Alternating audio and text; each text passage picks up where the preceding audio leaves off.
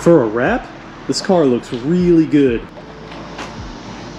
It's honestly the best looking film that I've seen on wrapped cars. It looks like paint. It's so glossy. I mean, this whole thing is ceramic coated too, but it looks really good. Why do they always look so good on the day that you sell them? Oh my God. What are we doing? Are we making a mistake, guys? Are we making a mistake?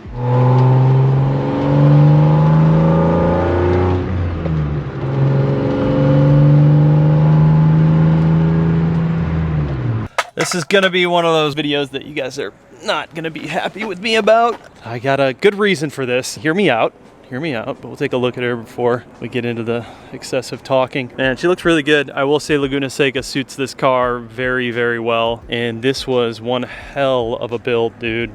One hell of a build. Now, goddamn, it does look really good. Like Fresh Kick said the other day, you know, when he sold his E90, they always look so good on the day that you get rid of them. And this thing freshly washed, just looking proper and together. It's, yeah, it's a bit bittersweet, man.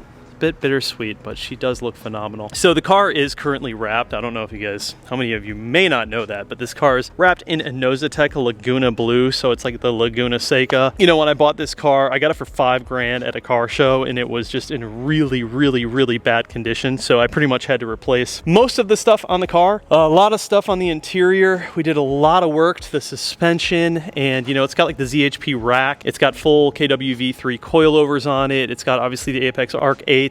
I replaced all of the brakes, the pads with brand new factory brake and pads. I did all of the bushings, the trans mounts, the Guibo with all OEM new parts. So everything is pretty much like refreshed underneath. I did the oil pan gasket. We did the front main seal. We refreshed the transmission. We put in a DKM twin disc clutch. So it's got the M50 manifold that's tuned by Nick G. Like, it's a very, very proper M3 for what it is. This car obviously came a long way, but there were a lot of things that I learned when building this car, and if I did it over again, there's a lot of things that I would do differently. Like, I probably wouldn't have ran the cage in it. It's just a little bit excessive, and I also would have just gone straight to paint. I wouldn't have done the wrap, and I would have tried to source like an all OEM mint interior. There's a lot of things inside of this car, like in the interior, that just aren't really up to my standards, I guess. You know, like, I'm kind of moving in the direction, like, if I have a car, I really want it to be in good condition from like an OEM standpoint. I want the interior to be very OEM. I just think that the cars have better value like that in the long run, rather than having like a bunch of aftermarket stuff. Like, one thing I will say, dude, is these door cards are just not it. They look okay on camera, you know, and it's obviously these are whack,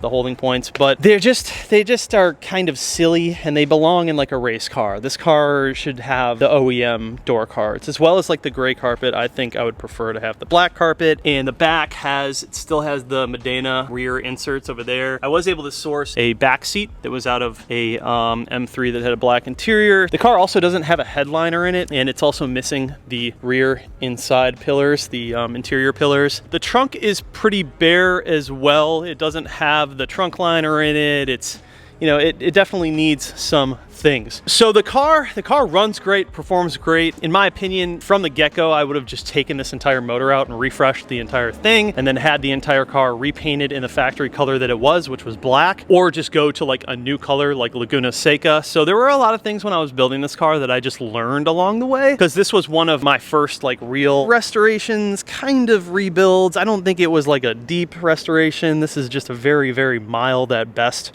restoration. There are some things that are painted on this this car. Like the front bumper is actually painted, side skirts are painted, the sunroof delete is painted, the wing is painted, and then everything else is wrapped. I also replaced all of the lights. So it has the amber tail lights, which I just think look a lot better on these cars. Then also it has the depot glass headlights up front, and then I did new fogs that are the yellow, and then obviously the new side corners as well as the side markers. So all of the lighting on the car is brand new. Most of it OEM except for the depot headlights. But it turned out, man, it turned out really good. I'm proud of it. I'm really happy that I went ahead and did this build the way I did. There are some moldings that need to be replaced. Like these aren't in the best of condition.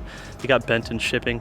And once these bend, you're kind of shit out of luck. You got to replace them, and they are expensive. These are very expensive. The sunroof delete really was not a good one. It was sort of a fail. This thing just started warping over time. It's made by Click Tuning. I would just go for probably like the factory sunroof or do something like that. Something just a little bit more OEM. There are certain things on this car that I took out that I should have just replaced with OEM parts. Like I should have never taken the headliner out. I should have never done the sunroof delete. I should have just had it like a normal sunroof, get the factory one working again. You know, probably shouldn't have done the cage. It looks cool, but I don't know, man. It's a little much. You really can't recline too much further with the seats like this.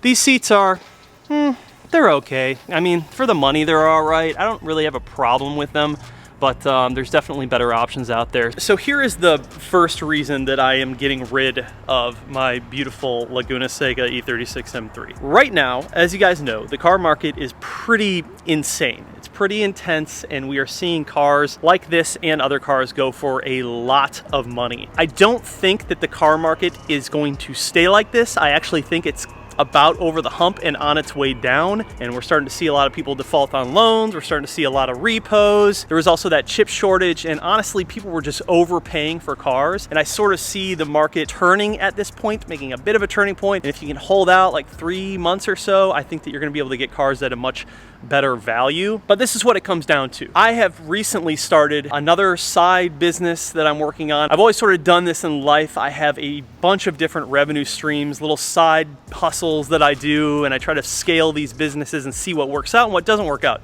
And obviously not all of them always work out. And I've started one recently that has really shown to be scalable, and it's working. It's working really well. So I want to take some of my liabilities that are just sitting around and not making me money and kind of strike when the iron is hot and I know I can get decent cash for the car, and use that cash to put it into something that is going to make me money, an asset like a business or an investment. Because the reality of it is, while it does suck to let something go like this, if it goes into the right business opportunity or investment, that money could end up allowing you to afford 6 of these down the road. So that's kind of how I see it. I don't get too emotionally attached to these cars. I will admit that this one's a little bit different, being that it is the E36 and how much work went into it. But like I said, I've sort of changed over the year. We've only owned this car for a little over a year, which is crazy. It feels like I've had it forever. But I've sort of changed with the way that I want to approach certain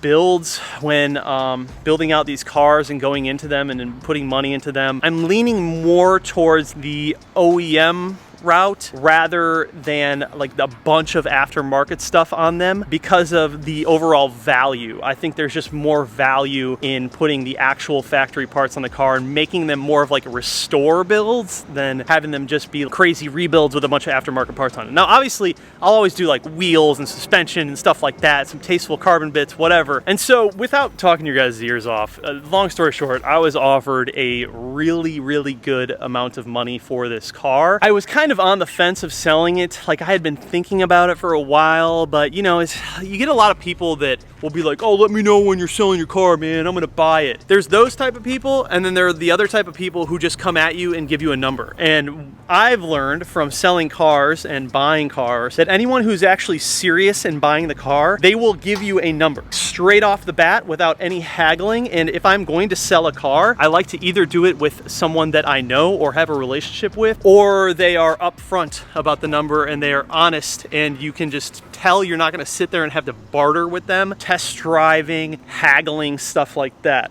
This is also a friend of mine, so it's always better when the car goes to someone you know, in my opinion. So really the opportunity was there, and I had been thinking about getting rid of this car because of this couple of new investment opportunities and then the business that I just started, which I'm going to talk a little bit more about that business once I see some more results and I scale it a little bit more. And I think that those videos are going to go up on the second channel. So Thic Whips Clips is the other channel where I'm going to start putting up some things about YouTube, business, all of the stuff that doesn't really make sense to just have on the car channel, because I want to keep this channel all about the cars and the builds. So I'm not like getting out of builds or anything. This is just a really good opportunity, and I kind of feel like now is the time.